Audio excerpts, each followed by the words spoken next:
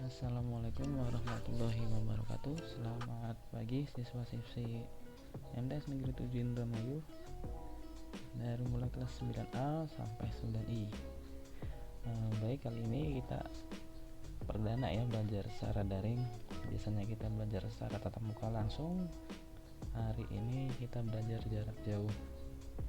Kalau dulu ke sekolah nggak boleh bawa HP, sekarang justru peranan HP sangat penting dalam proses pembelajaran ini. Baik, untuk pelajaran informatika sendiri nanti kita akan belajar melalui beberapa aplikasi, bisa melalui e-learning, bisa melalui Google Classroom atau lain sebagainya. Nah, pada pertemuan pertama ini kita akan membahas tentang web browser ya. Web browser, sudah tahu web browser belum? Web browser itu sebetulnya familiar, sering kita gunakan, tapi kadang-kadang kita belum tahu istilah tahu web browsernya tapi nggak tahu istilahnya. Salah satu web browser itu contohnya ya, salah satunya ada Google Chrome, kemudian ada Mozilla dan seterusnya. Nanti kalian tahu sendiri lah. Nah, untuk pengertian web browser sendiri, pertama dia terdiri dari dua kata yang pasti. Pertama web dan browser ya. Kata web sendiri itu singkatannya dari website atau halaman situs yang ada di internet. Kalau browser itu bisa diartikan mencari atau menjelajah. Jadi dapat kita simpulkan bahwa web browser itu alat yang digunakan untuk menjelajah website. Web browser ini merupakan aplikasi yang penting untuk mencari informasi di internet. Jadi web browser ini jadi alat utamanya kalau kita pengen membuka internet, ya pengen mencari sesuatu. Kalau mencari sesuatu ya berarti harus lewat web browser, bukan lewat yang lain. Kemudian web browser juga memiliki beberapa fungsi. Yang pertama, untuk membuka halaman website. Yang kedua, memastikan keamanan situs web. Yang ketiga, mendukung permintaan data. Yang keempat, mengumpulkan data dan memaksimalkan tampilan. Dan yang kelima, mendukung penggunaan search engine. Search engine ini kalau bahasa Indonesianya sih mesin pencari, atau bahasa familiar yang kita gunakan Google gitu kan ya. Padahal search engine ini banyak sekali. Salah satu contohnya Google, kemudian ada lagi Yahoo, ada lagi Bing dan seterusnya. Kemudian beberapa fitur web browser. Nanti akan Bapak jelaskan lebih detail, Bapak praktekkan langsung di sini. Fitur web browser adalah menu atau kelengkapan yang disediakan web browser untuk memudahkan pengguna saat browsing. Salah satu fiturnya adalah untuk menyimpan artikel. Fitur web browser nih, menyimpan artikel, kemudian menyimpan halaman web pada dokumen PDF. Terus ada incognito mode, ada translate halaman. Jadi sebetulnya masih ada lagi, cuma intinya biasanya yang sering kita gunakan adalah keempat fitur ini, menyimpan artikel. Seperti contohnya kalau kita misalkan kita mendapat tugas dari guru ya, suruh membuat artikel, kan kita buka web browser, kita cari bahannya, kemudian daripada kita sering cari lagi kan, biar dapat banyak referensi, kita simpan artikelnya. Kemudian juga bisa menyimpan halaman ya, kurang ini halaman web. Terus untuk incognito mode mungkin terdengar asing atau terdengar baru ya buat kalian. Jadi incognito mode itu salah satu fitur yang ada di Google Chrome. Jadi ketika kamu browsing, ketika kamu mencari sesuatu dengan incognito mode, itu bisa dibilang privat lah, semua datanya tidak terekam di komputer, seperti istilahnya tidak terekam di history. Jadi fitur-fitur rahasia. Kemudian translate itu untuk menerjemahkan. Misalkan yang kalian buka itu halamannya dalam bahasa Inggris, kalian bisa terjemahkan langsung dalam bahasa Indonesia. Oke, saya contohkan.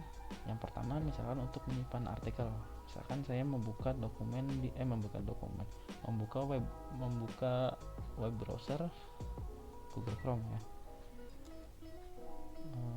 Coba ini. Nah,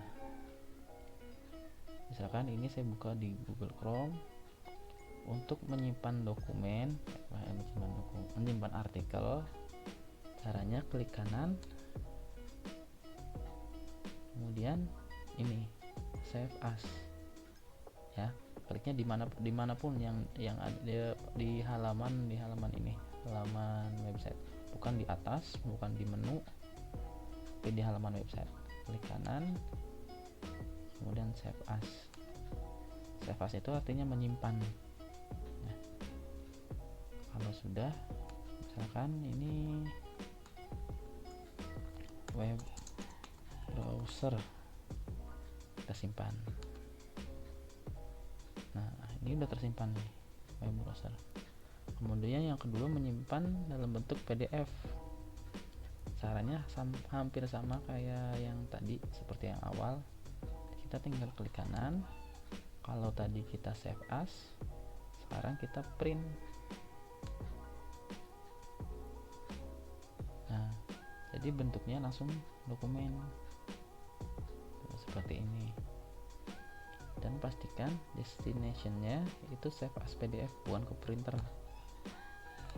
Berarti nanti ketika di save, dokumennya tersimpan sebagai file PDF. Contoh. Kemudian yang ketiga, apa tadi yang ketiga? Yang ketiga menerjemahkan ya, atau incognito mode. Kita terjemahkan dulu lah. Nah, misalkan kalian membuka halaman website dalam bahasa Inggris seperti ini nih, a web browser or simply browser is an application used to access and view websites. Misalkan seperti ini bahasa Inggris. Untuk menerjemahkannya sama, kalau di kalau di Google Chrome klik kanan, kemudian translate to Indonesia. Nah, ini berubah bahasanya. Web browser atau hanya browser adalah aplikasi nah, gitu ya. Kalau misalnya pengen diganti lagi bahasanya, bisa di sini. Misalkan pengen diterjemahkan, kamu pahamnya bahasa Arab, misalkan pengen diganti pakai bahasa Arab, pilih aja Arabic translate. Nah, bahasa Arab kan, apa nih bacanya nih? Kemudian yang terakhir, incognito mode. Nah, kalau kayak gini kan jejak kita di browser ini terekam. Artinya kalau kita menggunakan Google Chrome secara normal, jejak kita terekam di sini, di history nih ya. Tapi kalau kita menggunakan incognito mode, itu jejak kita tidak terekam. Incognito mode itu bisa dibuka melalui Ctrl, Shift, dan N. Ini nih, Ctrl, Shift, sama N, ditekan bareng-bareng. Ctrl, Shift, N, gitu ya.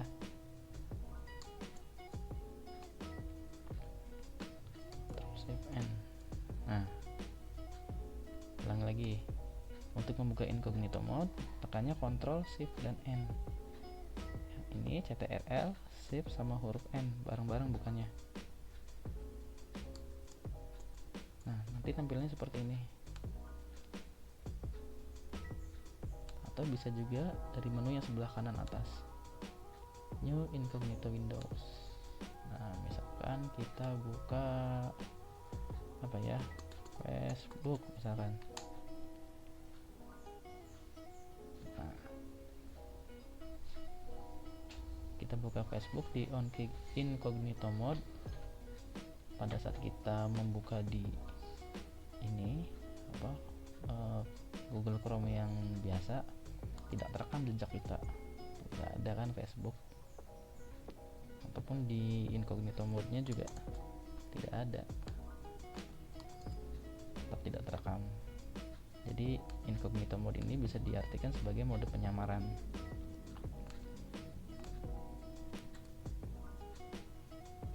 Kemudian untuk tugasnya ya, nanti kalian bisa gabung dulu di Classroom, Google Classroom, kodenya PET7M6R. Nanti tugasnya Bapak kasihkan lewat situ, lewat Google Classroom. Karena materi kita ini pada pertemuan kali ini cukup sampai sini. Nanti bisa dilanjut dengan materi-materi berikutnya, karena ini masih awal ya, jadi tugasnya juga biasa aja, belum terlalu banyak. Kalau kalian memperhatikan tadi pas pemberian materi, semuanya jawabannya ada di situ. Oke, terima kasih. Oh iya, Bapak sarankan kamu untuk membeli LKS di koperasi ya, karena setiap materi ada di situ semua, termasuk juga untuk pegangan kamu untuk pelajaran TIK ini. Terima kasih. Assalamualaikum warahmatullahi wabarakatuh.